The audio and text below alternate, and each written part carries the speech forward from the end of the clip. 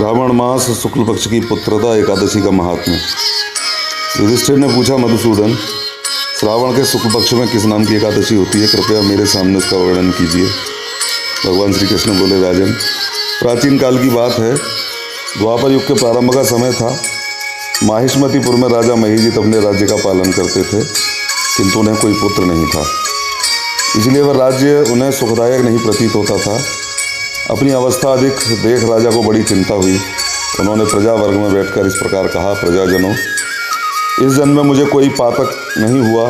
मैंने अपने खजाने में अन्याय से कमाया हुआ धन नहीं जमा किया है। ब्राह्मणों और देवताओं का धन भी मैंने कभी नहीं लिया है। प्रजा का पुत्रवत पालन किया, धर्म से पृथ्वी पर अधिकार जमाया तथा दुष्टों को वे बंधु और पुत्रों के समान ही क्यों न रहे हों दंड दिया है। शिष्ट पुरुषों का सदा सम्मान किया और किसी को द्वेष का पात्र नहीं समझा। फिर क्या कारण है जो मेरे घर में आज तक पुत्र उत्पन्न नहीं हुआ? आप लोग इसका विचार करें। राजा के ये वचन सुनकर प्रजा और पुरोहितों के साथ ब्राह्मणों ने उनके हित का विचार करके गहन वन में प्रवेश किया। राजा का कल्याण चाहने वाले वे सभी लोग इधर उधर घूमकर ऋषि सेवित आश्रमों की तलाश करने लगे। इतने में ही उन्हें मुनिश्रेष्ठ लोमश का दर्शन हुआ। लोमश जी धर्म के तत्वज्ञ, संपूर्ण शास्त्रों के विशिष्ट विद्वान, दीर्घायु और महात्मा हैं। उनका शरीर लोम से भरा हुआ है। वे ब्रह्मा जी के समान तेजस्वी हैं। एक एक कल्प बीतने पर उनके शरीर का एक एक लोम विशीर्ण होता, टूट कर गिरता है, इसलिए उनका नाम लोमश हुआ है। ये महामुनि तीनों कालों की बातें जानते हैं। उन्हें देखकर सब लोगों को बड़ा हर्ष हुआ। उन्हें निकट आया देख लोमश जी ने पूछा, तुम सब लोग किस लिए यहाँ आए हो? अपने आगमन का कारण बताओ। तुम लोगों के लिए जो हितकर कार्य होगा उसे मैं अवश्य करूँगा। प्रजाओं ने कहा, ब्राह्मण इस समय महीजित नाम वाले जो राजा हैं उन्हें कोई पुत्र नहीं है। हम लोग उन्हीं की प्रजा हैं, जिनका उन्होंने पुत्र की भांति पालन किया है। उन्हें पुत्रहीन देख उनके दुख से दुखित हो हम तपस्या करने का दृढ़ निश्चय करके यहाँ आए हैं। द्विजोत्तम, राजा के भाग्य से इस समय हमें आपका दर्शन मिल गया है।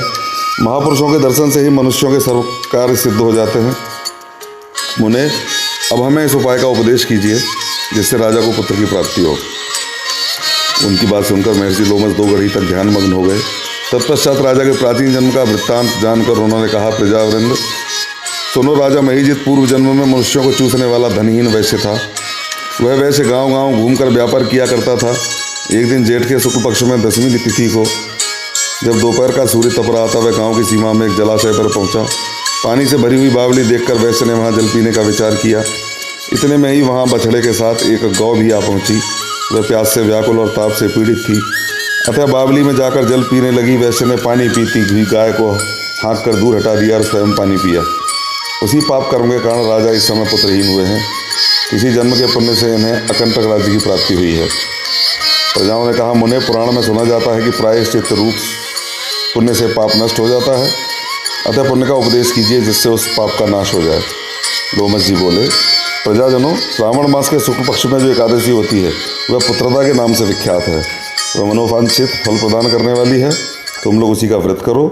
यह सुनकर प्रजाओं ने मुनि को नमस्कार किया और नगर में आकर विधि पूर्वक पुत्रदा एकादशी के व्रत का अनुष्ठान किया।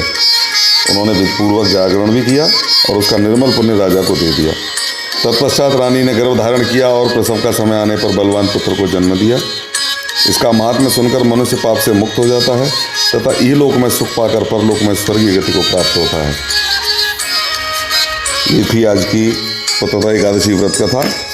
मित्रों, 16 तारीख को एकादशी व्रत रखा जाएगा, 17 को पारण होगा। ये वीडियो के प्रारंभ में ही हमने लिख के दिया हुआ है, आप उसको देख लीजिएगा और प्रेम से 16 तारीख को एकादशी का व्रत कीजिएगा। श्री कृष्ण गोविंद हरे मुरारे, हे नाथ नारायण वासुदेव।